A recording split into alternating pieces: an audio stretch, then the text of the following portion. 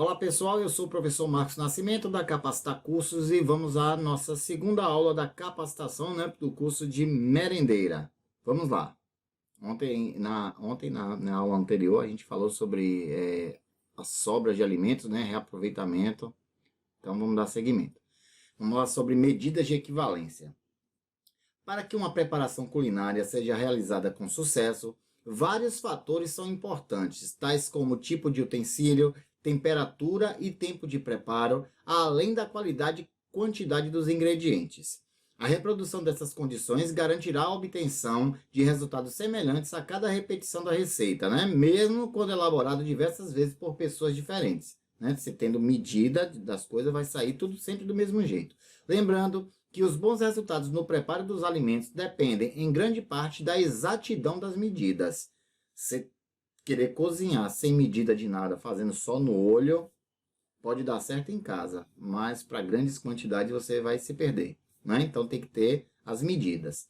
Para medir ou pesar os ingredientes, o ideal é possuir medidores ou balança. Porém, na falta destes equipamentos, a outra forma mais fácil e barata para a medição e a utilização de medidas é a utilização de medidas caseiras, como xícaras, colheres, copos e etc. Muito utilizado em casa, Também no trabalho. Então, como medir? Ingredientes secos e sólidos. Bom, os alimentos secos como farinha, açúcar, aveia ou grãos não devem ser pressionados, para serem medidos. Caso estejam encaroçados, deve-se usar uma colher para desmanchar. Utilizando o lado cego da faca, retire o excesso do alimento, pois a superfície do recipiente deve ser nivelada, Então, ó, se encheu, ficou muito coisa, você... para deixar nivelado, certinho, rente. Ingredientes líquidos. O recipiente deve ser preenchido aos poucos para evitar que derrame, e suje o ambiente, até que nivele com a superfície do recipiente. Os ingredientes pastosos ou gordurosos. Bom, alimentos pastosos como doce de leite ou gordurosos como manteiga, margarina, devem ser pesados sempre em temperatura ambiente e com o auxílio de uma colher. Deve-se também pressionar o alimento a cada adição a fim de acomodá-lo no recipiente. Aí, nesse caso, porque a manteiga, às vezes ela vem no formato da colher. Você coloca e vai, como é que eu posso dizer? Pressionando, Como diz no Nordeste, vai apilando, tá? Quando a medida estiver cheia, a superfície deve ser nivelada com o lado cego da faca para retirar o excesso. A mesma coisa, Se ficou cheio demais, passou da borda, do copo, da xícara, você nivela. Dicas úteis. Coisa que muita gente não faz, viu? Mas para trabalhar como merendeira, como na cozinha, vamos lá. Leia toda a receita. Nunca comece uma receita sem tê-la lido até o fim, certo? Siga as instruções à risca. Observe o tempo estipulado para o preparo, tá? Quanto tempo será o preparo. Meça com cuidado. Siga as medidas corretamente. Escolha, porque tem gente que é assim, isso é muito pouco, vou botar mais uma pitada. É naquela pitada a mais ou naquela colher a mais do ingrediente que está lá na receita, mas que você quer acrescentar, que pode estragar e não sair do jeito que deveria. Escolha do recipiente, Aí você tem que escolher uma panela ou forma pequena, compromete a preparação. Grande prejudica a consistência ou aparência. Então veja qual o recipiente mais adequado. Ingredientes à mão. Tenha todos os ingredientes à mão. Certo? Suspender a preparação para procurar ingredientes pode prejudicar a receita. Então, veja quais são os ingredientes: ovos, manteiga, açúcar, sal, farinha de rosca, farinha de trigo, fermento e por aí vai. O que tiver, o que for utilizado na receita, você separa, os ingredientes previamente para quando você começar a fazer, tá tudo sempre à mão. O controle de qualidade. Bom, o controle de qualidade é iniciado com o recebimento das mercadorias. Você já começa a conferir ali, entregue pelo fornecedor ou doador, avaliando-a quantitativamente e qualitativamente. Recomendações básicas para a recepção dos produtos, nas compras e o almoxarifado. Observar a correta identificação do produto no rótulo, para ver o que é e se é aquilo mesmo que está no pedido. A data de validade, que é importante, de fabricação, quando foi fabricado e quando vai vencer, confira. A quantidade solicitada por compra, tá? Nesse caso, peso ou requisição, você confere a quantidade com o que está no pedido. Observar as condições das embalagens para ver se não está quebrada, rasgada, aberta, né, faltando, ou, né, com algum problema. Observar se possui insetos, né, carunchos ou perfurações na embalagem, mostrando indícios de invasões. Bicho que dá no feijão gorgulho, né, que costuma chamar de gorgulho. Alimentos conservados em vidros, as tampas não devem estar enferrujadas, estufadas ou amassadas. Então, verifique isso e não receba se tiver nessa condição, né? Verificar a integridade da embalagem e sinais, né, de trincamento, né, se ela não está rachada. Suco concentrado, a tampa não deve estar enferrujada, tá? Tombá-lo para verificar se há vazamento. Você vira para ver se está vazando ou não. Além de observar a validade do produto e a integridade das embalagens, tá? Então, esse é controle de qualidade que você vai fazer. Carnes, observe o aspecto resistente, a carne tem que estar firme, né? Aparecimento das fibras musculares na carne, aquela cor avermelhada e aquele cheiro que é o cheiro característico da carne, certo? Observe. Ovos, a casca tem que estar íntegra, porosa e sem rachaduras. O peixe, também a carne deve estar firme, resistente à pressão digital, se aperta com o dedo, então se ele afundar demais, aí o peixe já não está muito legal, né? Aberturas naturais perfeitamente fechadas, certo? As aberturas naturais do peixe devem estar fechadas. A coloração da pele é variada e brilhante. As escamas são brilhantes e bem aderidas. Se as escamas estiverem soltando, o peixe já passou muito tempo, né, fora do resfriamento, ou muito tempo, né, fora da água. As brânquias são vermelhas e sempre brilhantes. Os olhos são brilhantes e vivos, e a córnea é clara, né, clara e transparente. E o odor deve ser peculiar e não repugnante, aquele cheiro podre de peixe, né? Tem que ter o cheirinho característico do peixe normal. As aves, sem o aparecimento de manchas, né, verdes ao redor do ânus, tá? Então você vai verificar o frango debaixo do ventre, no ponto onde é praticada a degola, e odor característico, né? O cheirinho, aquele cheirinho de frango. Você tem que dar uma observada, cheirar, tá? E observar essas cores, certo? Para fazer o controle de qualidade. O recebimento de mercadorias. As embalagens devem estar, aí repetindo, limpas, íntegras e não estar amassadas, sem perfurações e ferrugem. Devem estar adequadas de modo que o alimento não mantenha contato direto com o papel, papelão ou plástico reciclado, né? Então, deve estar de forma adequada embalada. Quando necessário, trocar as embalagens, eliminando caixas de papelão e madeira, que muitas mercadorias vêm assim, caixas de papelão. Observação. Os alimentos reprovados devem ser devolvidos no ato do recebimento. Você não recebe, né? Você devolve.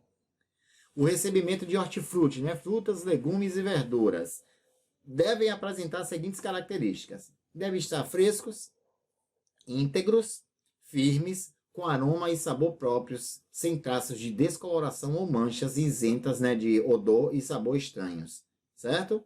Os hortifrutis.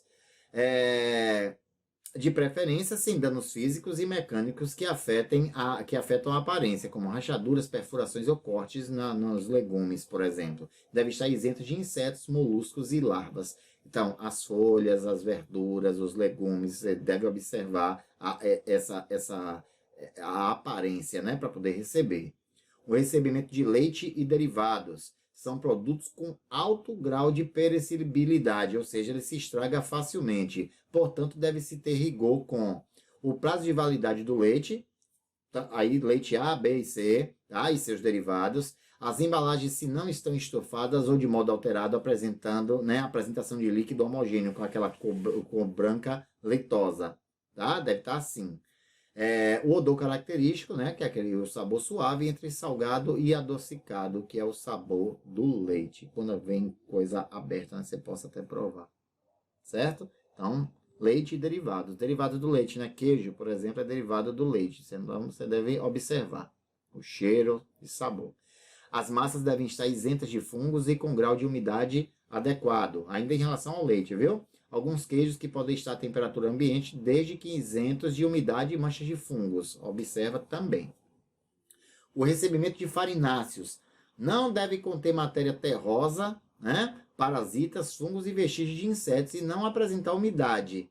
as farinhas, né, os farináceos. A coloração deve ser específica de cada espécie, né? Farinha de trigo, farinha de mandioca, né? A farinha, na Bahia chama de farinha de guerra. As farinhas devem ter aspecto de pó fino ou granuloso, dependendo da espécie, não devendo estar empedradas, fermentadas ou rançosas. Então, observar sempre. Aí agora vamos dar seguimento. A manipulação de alimentos é a etapa onde os alimentos, como vegetais e carnes em geral, são divididos em tamanho menores e temperados. Há recomendações para o pré-preparo e a preparação. Vamos lá. São regrinhas que a gente já conhece, mas faz parte do conteúdo, a gente tem que ouvir, né? Temos que falar sobre o assunto. Recomendações para o pré-preparo e preparação. Higienizar as mãos antes de tocar em qualquer alimento, né, durante as diferentes etapas do processamento e a cada mudança de tarefa de manipulação. Tá mexendo em carne, ou tá mexendo no tempero, vai pegar numa carne, tá pegando na carne, vai pegar no frango, sempre higienizar as mãos a cada mudança, né, de tarefa, certo? A área do pré-preparo deve estar bem higienizada. Por exemplo, o local onde você vai cortar, né, o pré-preparo, então deve estar bem limpo. Equipamentos e utensílios devem estar bem lavados e desinfetados, né, com álcool a 70%. Já estamos acostumados a esse hábito agora dos 70%, né, do álcool 70%, então do local, os utensílios, perdão, devem estar limpos com esse álcool. Utilizar toucas, não esqueça, jamais trabalhe, né, manipulando alimentos sem touca. Comida com cabelo é complicado, né? Toucas, luvas e sapatos fechados. Devem proteger os alimentos em preparação ou prontos com filmes plásticos, aquele plástico filme, né?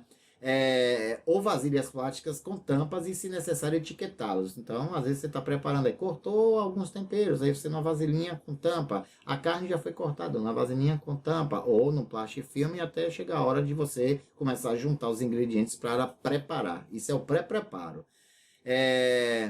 Manter os alimentos em preparação ou prontos sob temperatura de segurança, isto é, inferior a 4 graus, né, gelado, ou superior a 65 graus, tá? Logo após o preparo de vegetais, estes devem ser armazenados em geladeiras. Vegetais, ficou pronto, geladeira. Depois de preparar, vai para a geladeira. Atentar para não ocorrência de contaminação cruzada entre os vários gêneros alimentícios durante a manipulação no pré-preparo e preparo final, certo? Para não contaminar uma comida com outra, certo? Chama de contaminação cruzada. Tanto durante a manipulação, né, quanto no pré-preparo e no preparo final. Utilizar utensílios adequados na manipulação do alimento e, somente em último caso, tocar o alimento, né, os alimentos com as mãos, certo? Use os utensílios necessários. Procedimentos gerais para o hortifruti. Lavar, desinfetar e enxaguar. Tomate, cebola, pimentão, alface, coentro, 1 litro de água, 1 colher de água sanitária. Misturou, mergulhou, deixa lá 5 minutos, tá? 5, 10 minutos, 5 minutos é o suficiente. Tirou, escorreu, passou na água novamente, está desinfetado, certo? Recomendações para ovos. Observe a integridade dele, se ele não está rachado, né? Lavar, tem gente que lava mesmo. A refrigeração, a embalagem e a validade dos ovos, observe. Recomendações para os cereais e leguminosas, né? Como arroz, feijão, soja. Escolher a seco, né? Os grãos, lavar em água corrente e levar à cocção, né? A cozinhar. Então, ó, escolher a seco, que ele fala, catar o feijão, os que não forem bons, certo? Recomendações para carnes. Retirar da refrigeração apenas a quantidade suficiente para trabalhar, né, por 30 minutos. Evitar preparações com muita manipulação das carnes, especialmente no caso de frango e pescados, né? E peixe. Então você vai tirar da refrigeração para 30 minutos. Utilizar de preferência pescados congelados, certo? No uso de peixe fresco, optar pela manipulação, tempero, preparação e consumo no mesmo dia. Pegou o peixe fresco, o peixe novinho, prepara para usar naquele mesmo dia, certo? Seguindo. A desinfecção dos alimentos. Uma colher de sopa de água sanitária para cada litro de água, já tinha dito para vocês. Tá? O tempo de contato com a solução, 15 minutos. Vai depender do tempo. Eu falei 5, né? 5 é suficiente, tá? Mas 15 minutos. O enxágue é obrigatório. A catação é realizada principalmente para grãos. Também falei agora há pouco, né? Ajuda a evitar perigos físicos como pedras, pedaços de madeira, vidro ou metais. Por incrível que pareça, vem. Ainda você vai catar feijão, você encontra pedra, pau, tá? É importante higienizar o local antes e após a catação, certo? O dessalgue na água, carne, eu não sei como é que cada um chama, o charque, né? Charque, tem lugar que chama charque, tem lugar que chama jabá, tem lugar que chama carne de sertão, certo? Então, vamos lá, trabalhar. É tudo a mesma coisa, charque. O dessalgue, então pode ser na água, em geladeira, deixa lá de molho. Pode ser na água em temperatura ambiente, trocando a água de 4 em 4 horas, certo? E pode ser por fervura, que se for, né, para o preparo imediato, você corta ela, coloca em água, põe para ferver e escorre a água, certo? Cuidado que a fervura em longo tempo, ou muitas vezes, para poder tirar o sal, pode deixar a carne sem gosto, sem sal nenhum, né? Aí tira a graça, né? Bom, preparo dos alimentos. O cozimento, 70 graus a temperatura, alguns 2 minutos, outros 15 minutos a 65 graus, certo? O resfriamento. Dicas para acelerar o processo de penetração, né, do frio. Bom, fatiamento, tá? Ou redução de tamanho, vai resfriar mais rapidamente, né, a comida. Gente, isso eu falo ela ainda crua, tá? Distribuição em pequenos volumes, ela pode ser pronta também. Distribuição em pequenos volumes, ela vai esfriar mais rápido. A agitação de alimentos pastosos ou líquidos, tá? Se agita, ela vai resfriar mais rápido. E o banho de gelo ou freezer, né? Vazio também vai fazer com que ela resfrie mais rapidamente, tá? No preparo aí desses alimentos. Sobras. Falamos na aula anterior e vamos repetir um pouquinho aqui e falar mais algumas coisas. É importante a programação do cardápio para evitar sobras. Caso ocorra, são necessários os seguintes cuidados. Determinação do tipo de alimentos, né, que sobrou, não preparados, pré-preparados e prontos. O aproveitamento de alimentos prontos somente em 2 condições. Se não tiver ido para o balcão de distribuição, né, e se houve monitoramento com exatidão em todas as fases, né, do tempo e da temperatura. Aí você sabe que você pode reaproveitar, certo? Alimentos distribuídos não são considerados sobras, mas sim restos, sem direito a reaproveitamento. Então, se distribuiu o alimento, ainda que colocou nos pratos, mas o prato não foi nem pego, ninguém nem usou o prato, ele não é considerado sobra, e sim resto, certo? Manutenção dos alimentos. Temos a manutenção a frio, utilizado para saladas e sobremesas, e colocar nas prateleiras de cima, jamais abaixo de produtos crus, certo? Saladas e sobremesas sempre em cima, nas prateleiras da geladeira, em cima. Nunca coloque abaixo de alimento cru, que ele pode pingar, por exemplo, né? Manutenção a quente. O alimento deve ser mantido em banho-maria ou em fogo baixo. Alguns alimentos você mantém ele manutenção a quente ou manutenção a frio, né? Você quer manter ele ali constante. Se a temperatura baixar, reaqueça imediatamente. Fez lá a merendeira, hoje vai ser um arroz doce. Não deixa o arroz esfriar, certo? Então você mantém em fogo baixo ou em banho-maria. Como é um caldeirão muito grande, então fogo baixinho para manter ele quente, certo? Sobra de alimento quente. Alimentos que ficaram 30 minutos em temperatura ambiente, né? E aí você reaproveita, sobra. Para refrigeração, reaquecer, refrigerar e reaquecer, certo? Desculpe, vou repetir aqui. Para refrigeração, reaquecer, refrigerar e reaquecer novamente, né? Para serem reaproveitados no máximo em 24 horas. Para congelamento, reaquecer e ser congelado de acordo com critérios de uso. Ele falou aqui, ficou em temperatura ambiente o alimento, né? Que foi sobra de alimento quente. O que é que você faz? Ficou em temperatura ambiente e ele esfriou. A gente costuma dizer assim. Aí você reaquece e depois congela, certo? Não aproveitar alimentos frios como salada. Salada não se reaproveita, tá ok? De olho no óleo. Recomendações para o uso do óleo. Tachos ou panelas sempre limpas e separados para este fim. É uma panela, né, ou tacho apropriado somente para o uso, né, de óleo.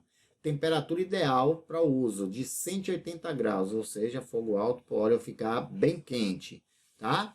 Não sobrecarregar os vasilhames de frituras. Não encha a vasilhame de fritura até a tampa, né, de óleo. Tá? Fritar por longos períodos ao invés de vários períodos curtos, certo? Então você frita, se tiver que fritar, frita por longo período em vez de período curto. E evitar a adição de óleo novo ao usado, tá? Não mistura. Alimente-se bem e viva melhor, tá? A gente vai falar da qualidade de vida. 8 horas de sono, que é o adequado, alimentação saudável, exercitar diariamente, tá? E momentos relaxantes aumenta a nossa qualidade de vida. O alimento versus nutriente. Vamos lá. Alimento é todo material sólido ou líquido que o corpo recebe para satisfazer suas necessidades nutricionais. E o nutriente é a substância química contida nos alimentos. É a parte importante que compõe, né, o alimento. Às vezes você se alimenta, mas não tem nutriente naquilo, então não está ajudando muita coisa. Nutrição. É a ciência que estuda a composição dos alimentos, né, e as necessidades nutricionais dos indivíduos. Os alimentos contêm nutrientes, os quais são proteínas, carboidratos, lipídios, vitaminas, minerais, fibras e água. Estes alimentos são divididos em grupo conforme, né, as suas funções. Temos os alimentos construtores, são alimentos ricos em proteínas que podem ser de origem animal ou vegetal, certo? As proteínas são formadoras de tecidos muscular, ósseo, pele e outros, né? De hormônios também, enzimas, anticorpos, como os das células de defesa do nosso corpo, fontes de proteínas dos alimentos construtores, né? Qual é a fonte dos alimentos construtores? Você encontra ele em carnes, bovina, ave, peixe, em ovo, as leguminosas como feijão, ervilha, sopa, né, lentilha, grão de bico, e as vísceras como fígado, miúdo de frango, leite, queijo e iogurte. Né? Você vai encontrar as proteínas construtoras. Tem os reguladores, engloba praticamente as verduras, legumes e frutas. As vitaminas, os sais minerais encontrados nos alimentos e a água são essenciais para o funcionamento do corpo. A manutenção das células, do sistema nervoso, da pele, dos ossos, do coração e etc. Depende desses nutrientes, né? Os reguladores. As vitaminas e os sais minerais não são produzidos pelo organismo e, quando ausentes, causam doenças como anemia, osteoporose, bócia, etc. Aí, para a galera que não gosta de comer uma verdurinha, né? Não gosta de legume, não gosta de comer fruta, tem gente que diz, eu como bem. Aí você pergunta, e o que é que você come? Aí diz, eu boto um prato de feijão com arroz, um pedaço de carne, ó. Ainda boto farinha, aí diz ele que comeu bem. Comeu bem, não. Ele encheu a barriga, né? Comeu, ele teve quantidade, ele não teve qualidade. Tá? Não está ingerindo os nutrientes necessários. E tem os energéticos, né? São os que fornecem energia a todas as funções do corpo, como a circulação, a respiração e a digestão. Tá? A base principal é carboidratos e lipídios. Aí nós temos a pirâmide alimentar adaptada à população brasileira. Vocês vão dar uma olhada e tem a base, né? Aí a parte intermediária e o topo dessa pirâmide, certo? Vocês podem olhar com calma, não tem muito segredo não, é o que a gente já vem falando aqui no conteúdo. A mudança de hábito alimentar começa desde a infância e deve-se ter como base a pirâmide alimentar, evitando problemas de saúde nessa fase e também na fase adulta, né? Já faz a base. Mostrando a importância dos alimentos na pirâmide alimentar para que a criança cresça com uma alimentação correta e saudável, a fim de evitar doenças cardiovasculares, hipertensão, diabetes e obesidade, tornando assim um adulto saudável. Começa lá de trás, senão vai ser um adulto cheio de problemas, né? Essa galerinha nova hoje aí que gosta de comer muita gordura, muita besteira, não quer comer verdura, não quer comer feijão, não quer... Aí, meu amigo, pode até vive e tudo mais, cresce, mas lá na frente não vai ter uma vida tão saudável quanto se espera. Então vamos lá. Deve ter variedade, né? Estimular o consumo entre os diferentes grupos de alimentos que compõem a pirâmide e também dentro de cada grupo, né? Composto por diferentes alimentos. Nenhum grupo é mais importante do que outro. Então observem, viu, a pirâmide que foi passada aí para vocês. Proporcionalidade. representada pelo tamanho dos grupos e pela indicação de número de porções recomendadas. A ingestão de alimentos de grupos de tamanho maior deve ser feita em maior quantidade. Então, vocês vão ver que a pirâmide é bem dividida ali. Tem porções menores, quadrinhos menores e quadrinhos maiores. A moderação, representada pelo tamanho do grupo das gorduras e açúcares, localizado no topo da pirâmide, e pelo texto, usar moderadamente ou use pouco, que o acompanha. Recomenda cuidado com a adição de gordura e açúcar na dieta, que devem ser usados com moderação.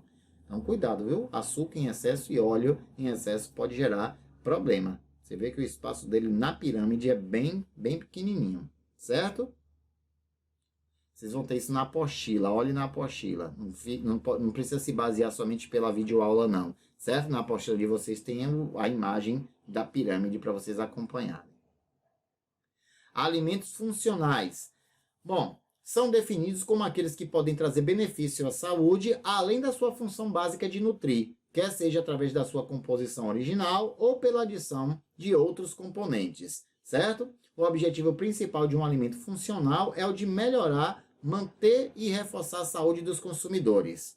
Evidências científicas devem dar suporte às exigências para que o ingrediente ou alimento seja regulamentado. Então, tem que ter evidência científica de que aquele alimento ajuda a reforçar ou melhorar a saúde de quem consome, certo? Não é de boca, não. A importância dos alimentos para a saúde. Fruta, legumes e verduras, reduzem a pressão sanguínea, o colesterol ruim, que é o LDL, o aumento da capacidade antioxidante, antibacteriana e antiviral. Por exemplo, a maçã está associada à redução do risco de câncer, doenças cardíacas, doenças pulmonares como asma, diabetes tipo 2 e arteriosclerose, além de auxiliar na perda de peso. A maçã ajuda, em muitas coisas. A soja reduz a obesidade, a osteoporose, o câncer, o diabetes, tá? Os sintomas associados à menopausa, a tensão pré-menstrual, a soja, desempenha também importante função no crescimento e desenvolvimento das crianças e adolescentes. O tratamento da intolerância à lactose e alergia à proteína do leite. Olha quanta coisa a soja traz de benefício, não é? Então, é muito importante os alimentos para a nossa saúde. As principais consequências de uma alimentação desequilibrada. Bom, a alimentação é usualmente tema de interesse das pessoas, porém, na prática, percebe-se que poucas apresentam comportamento alimentar sadio, quer seja por falta de conhecimento, quer seja por influência social e cultural dos meios de comunicação.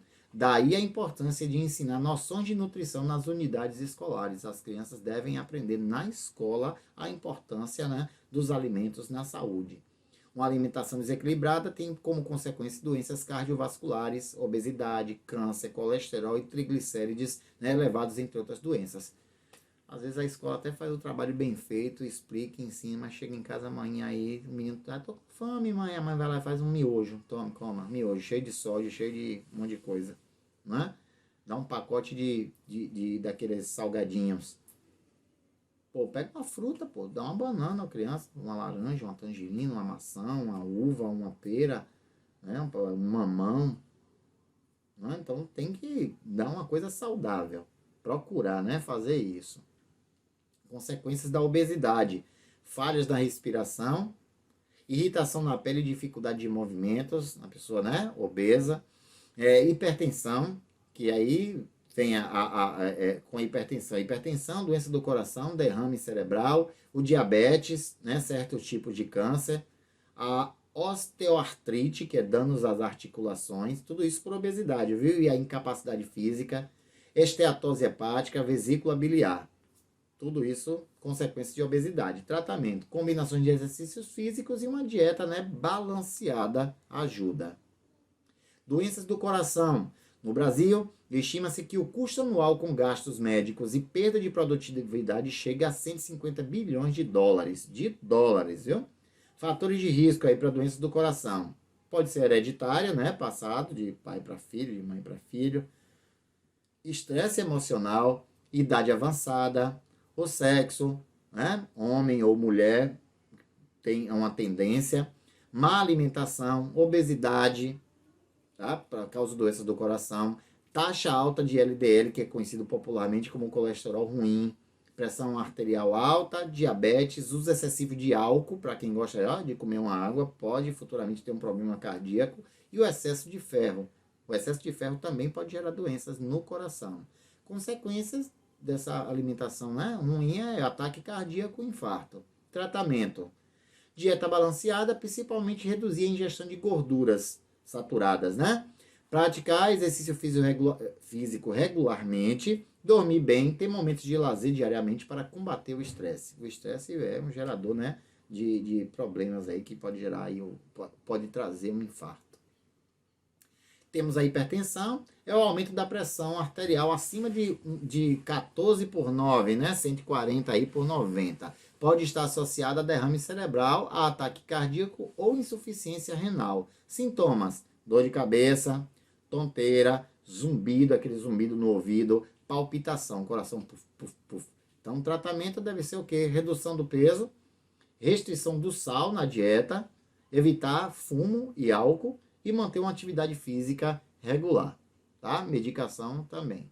Temos a diabetes mellitus, é uma doença crônica, ou seja, não tem cura, caracterizada pelo aumento de açúcar no sangue decorrente da falta ou incapacidade de a insulina exercer adequadamente na sua função, ou seja, a pessoa começa a apresentar problema no pâncreas, que produz a insulina, e aí a pessoa fica com açúcar no sangue, por assim dizer. Aí nós temos os tipos de diabetes, né? Tipo 1, tipo 2, tem o diabetes gestacional, as grávidas podem desenvolver o diabetes aí durante a gravidez, e outros tipos de diabetes. Os fatores de risco: história familiar de diabetes, família diabética, né?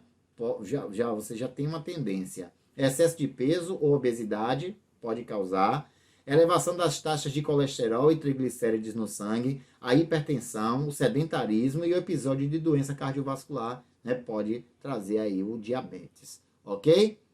Bom, sintomas de diabetes: cansaço, visão distorcida, né, aquela visão embaçada, sede excessiva, fome, emagrecimento, tá? E urinar em excesso, são sintomas. Consequências do diabetes: problemas oculares de visão, problemas renais, tá? Complicações neurológicas e doenças cardiovasculares. Ok? O tratamento: dieta balanceada, controlando principalmente a ingestão de carboidratos, né, que vai levar o açúcar para o sangue, atividade física e aplicação de insulina quando necessário. Tá ok? Dito isso, a gente encerra a nossa aula aqui.